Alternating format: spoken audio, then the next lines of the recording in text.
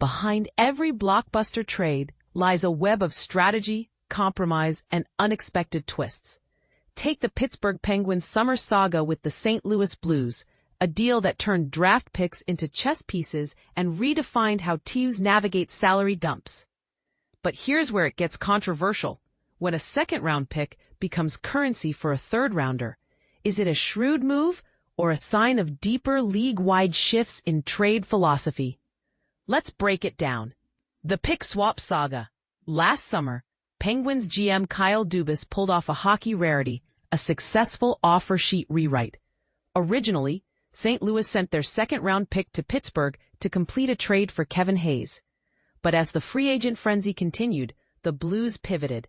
They renegotiated with Dubas, trading their 2025 second-rounder for a 2026 second-rounder and a 2025 third-rounder. Dubas called it a fair price. When questioned on the Cam and Strick podcast, hinting teams were aggressively calling to reclaim draft assets. "We dealt with those types of calls a lot this summer," he said. "If they want to pay a fair price, we probably talk about it." The Penguins currently hold the 2026 second-round picks from the Blues and Jets, plus the Sharks' 2026 third-rounder. But why the sudden rush to reacquire picks? Is it a league-wide panic over draft value? Or a clever ploy to manipulate future talent pools?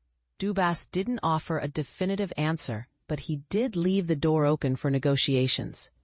From rink rat to GM, Dubas's unlikely origin story. And this is the part most people miss. Dubas's journey to the top wasn't just about hockey, IQ, or luck. It was a mix of timing, tragedy, and relentless hustle. As a kid, he volunteered with the Sioux Greyhounds, balancing high school, practice, and teamwork. "I'd do my homework at the rink at 7 o'clock or 7:30, he recalled. "My grandparents or parents would pick me up, and I'd do the same thing the next day." Then came the setbacks. 3 concussions at age 14 when he was 5 feet 4 inches and 110 pounds, forced him to quit playing. But Dubas turned this into an opportunity. He became a stick boy, then a scout at 17 under Dave Torrey, now with the Kings.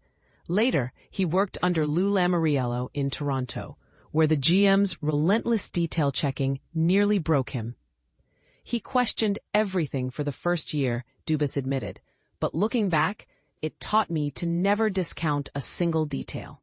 Is Dubas's rise a testament to hockey's meritocracy or a system that rewards those who survive the grind? The debate is yours to have in the comments. Malkin, underrated legend or future relic? Speaking of legends, Dubas gave Evgeni Malkin a glowing review.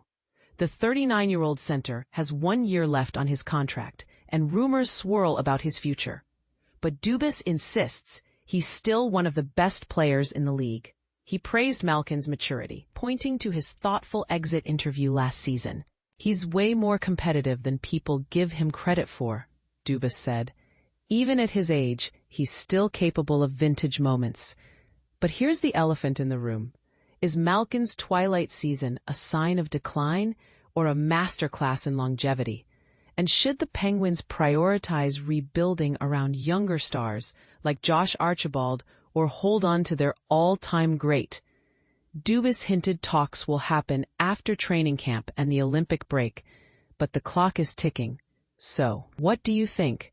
Is the NHL's draft pick arms race a sign of desperation or a smart investment in future talent?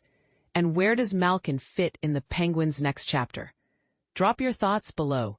After all, hockey's greatest stories are written by those who dare to argue about them.